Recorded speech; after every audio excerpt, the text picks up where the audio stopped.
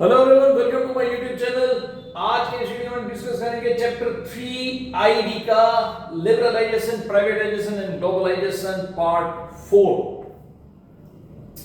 इससे पहले हमने जो डिस्कस किया था वो फाइनेंशियल सेक्टर रिफॉर्म्स में आरबीआई का जो रूल्स रेगुलेशंस वगैरह जो वो डिस्कस किए थे। अब fiscal tax reforms next topic है, फिस्कल टैक्स रिफॉर्म्स। अब देखो, फिस्कल पॉलिसीज जो भी है, फिस्कल पॉलिसी हर साल सरकार जो है वो डिक्लेयर करती है। बजट जो डिक्लेयर होता है वो फिस्कल पॉलिसी कहलाता है। अब एक इंटरेस्टिंग डेटा जो है वो मैं यहाँ पे शेयर करना चाहता हूँ कि इनकम टैक्स में है ना, 1970s के टाइम पे इंदिरा गांधी जी ने 1970s के टाइम पे इंदिरा गांधी जी ने इनकम टैक्स कितना था? 93% था। 93% इनकम टैक्स। एंड 1973-74 में वो कुछ इंक्रीज करके 97.5% कर दिया था। Just imagine, 97.5%। तो अब ये 1990s तक जो है वो बहुत सारी कॉम्प्लेक्सिटीज थी इनकम टैक्स को लेके। बिकॉज ऑफ दैट रीजन ये यहाँ पे फिस्कल टैक्स रिफॉर्म्स में भी बहुत सारे टैक्स रिफॉर्म्स चेंज किए। उसमें इनकम टैक्स को लेके सरकार ने सबसे पहले स्टेप लिया, क्योंकि टर्मिनोलॉजी इनकम टैक्स का क्या होता है पता है कि अगर सरकार पहले क्या सोचती थी कि इनकम टैक्स ज्यादा लो, इनकम टैक्स ज्यादा लो, क्यों? क्योंकि लोगों का इनका इतना इनकम नहीं है। लेकिन जिनका इनकम है उससे आप इतना पैसा लोगे तो वो इनकम थोड़ी दिखाएगा, वो तो टैक्स चोरी करेगा।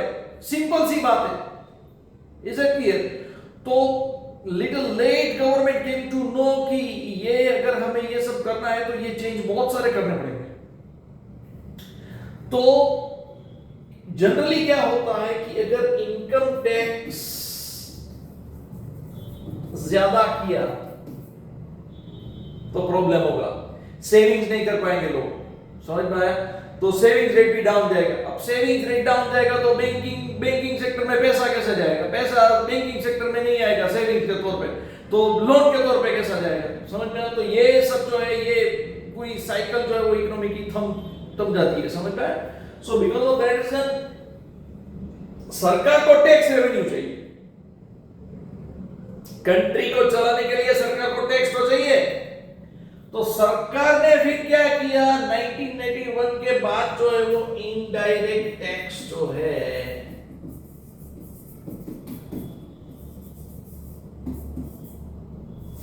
इनडायरेक्ट टैक्स इंक्रीज करना शुरू किया। इनडायरेक्ट टैक्स इंक्रीज करोगे तो महंगाई बढ़ेगी, लेकिन महंगाई के सामने इनकम टैक्स में जो स्लैब रेट है ना,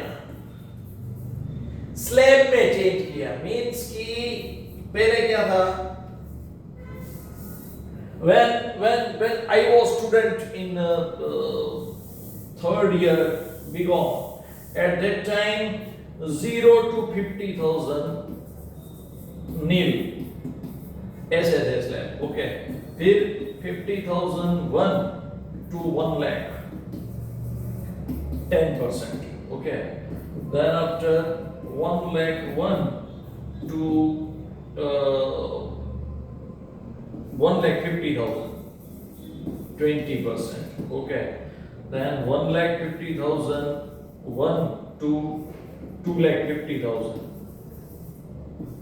30%, ऐसा कुछ था। और 2,50,000 जाके 30% ऐसा कुछ था, ओके।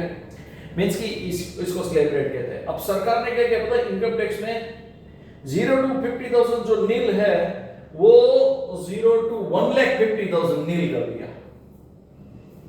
समझ में? ऐसे ऐसे स्लैब में चेंज करते गए। तो आज क्या है? 0 to 5 लाख कुछ ऐसा है। 0 to 5 लाख जो है वो नील है। क्यों? क्योंकि इनडायरेक्ट टैक्स जो है वो ज्यादा सरकार करेगी तो महंगाई बढ़ेगी। तो महंगाई के सामने इनकम टैक्स जो है वो सरकार क्या करती है? कम कर देती है। समझ में आया? तो जैसे क्या है कि डिस्पोजेबल इनकम लोगों का बढ़ेगा और लोगों को लगेगा कि भाई मैं कमा रहा हूं तो मेरी इनकम इनकम जो है वो उसमें कोई प्रॉब्लम नहीं होगा, समझ में आया। और सामने जो दूसरी चीजों के जो खर्चे हुए हैं तो उसके सामने मुझे टैक्स कम देना पड़ेगा।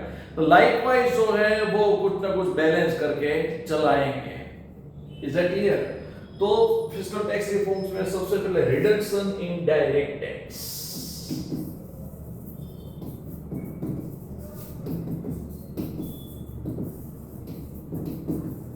तो डायरेक्ट टैक्स में जो रिडक्शन मैंने अभी अभी जो एक्सप्लेन किया स्लैब में वगैरह में, ओके, तो स्लैब रेट में जो है वो बहुत सारा चेंज किया।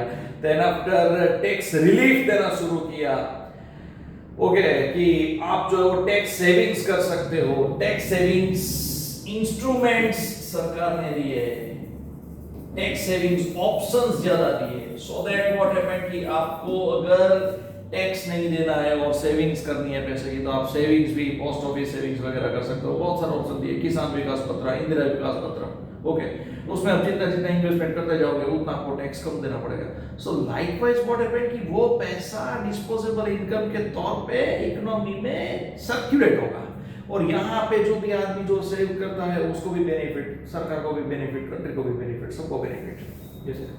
तो ये रिडक्शन इन डायरेक्ट टैक्स। तो उसमें कॉर्पोरेशन टैक्स जो है वो भी कम किया। कॉर्पोरेट टैक्स कम करने से क्या हुआ कि लोग जो है जो टैक्स इवेजन करते हैं, टैक्स इवेजन मींस टैक्स चोरी, तो वो लोगों ने कम कर दिया, समझ में आया। और इससे क्या है कि सरकार को टैक्स पहले से ज्यादा मिलना शुरू हुआ। जितना ज्यादा मिलेगा उतना क्या होगा, टैक्स जितना ज्यादा मिलेगा उतना क्या होगा, कंट्री का डेवलपमेंट होगा, क्योंकि रेवेन्यू रिसीट्स जो है वो सरकार को ज्यादा मिलेगा, okay. After that reforms in direct tax, yes, reforms in indirect tax. अब इनडायरेक्ट टैक्स में जो भी रिफॉर्म्स आया है उसमें भी क्या किया था कि भाई पहले 1991 से पहले बिना सोचे जो है वो कोई भी पर्टिकुलर प्रोडक्ट के ऊपर टैक्स डालना शुरू कर देती थी सरकार, क्योंकि टैक्स रेवेन्यू जनरेट करना हो। लेकिन देन आफ्टर जो है वो लोगों के यूज के ऊपर देखा कि भाई लोगों को जो डेली रिक्वायर्ड गुड्स है उसके ऊपर कम किया जाए, और दूसरा जो है वो उसके ऊपर जो है वो ज्यादा टैक्स जो है वो डालेंगे, समझ में आया। तो इनडायरेक्ट टैक्स रिफॉर्म्स में इनडायरेक्ट टैक्स अगर डालते हैं तो इनडायरेक्ट टैक्स के साथ मैंने अभी भी जो एक्सप्लेन किया, तो इनकम टैक्स में कम कर दिया, स्लैब में बेनिफिट कर दिया, सो दैट कि नलीफाई हो जाएगा।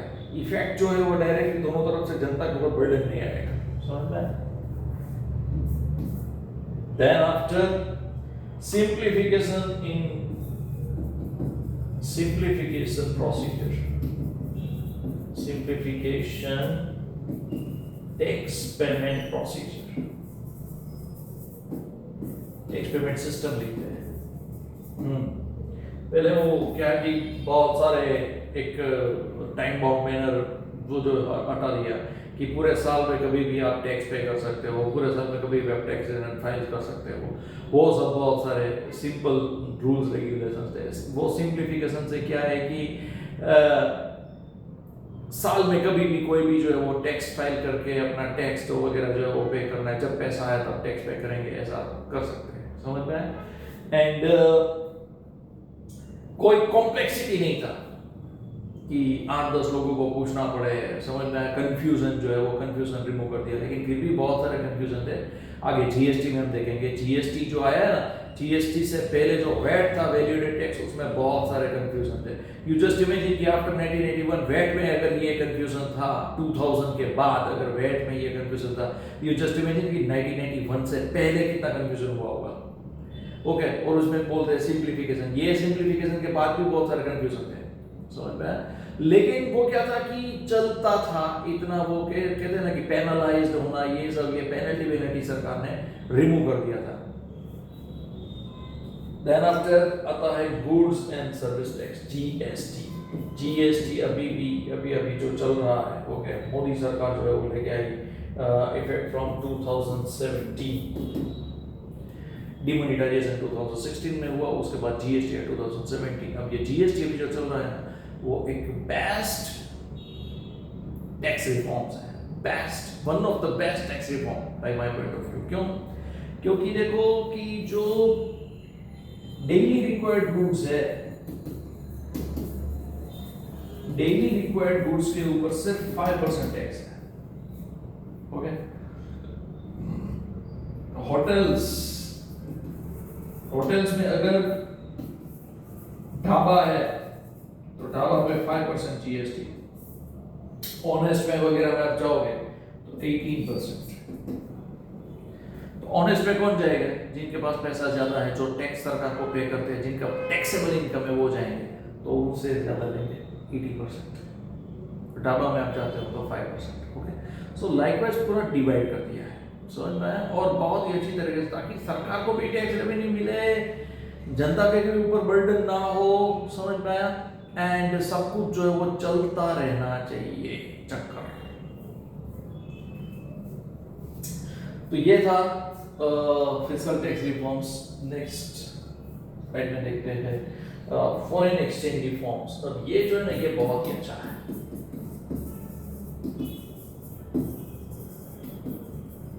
Foreign exchange reforms, foreign exchange reforms में सबसे पहले क्या किया था?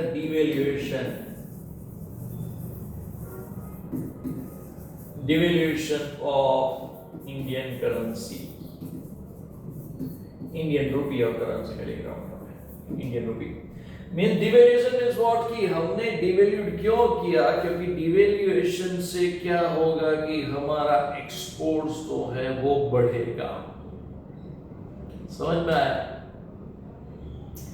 डिवैल्यूएशन मींस कि अगर 45 रुपीज इज इक्वल टू $1 चल रहा है, तो यहां पे क्या करेंगे? 60 रुपीज इज इक्वल टू $1 का वैल्यू सरकार खुद इंटरनेशनल मार्केट में डिक्लेयर कर देगी कि भाई हमारे करेंसी का वैल्यू आज से इतना।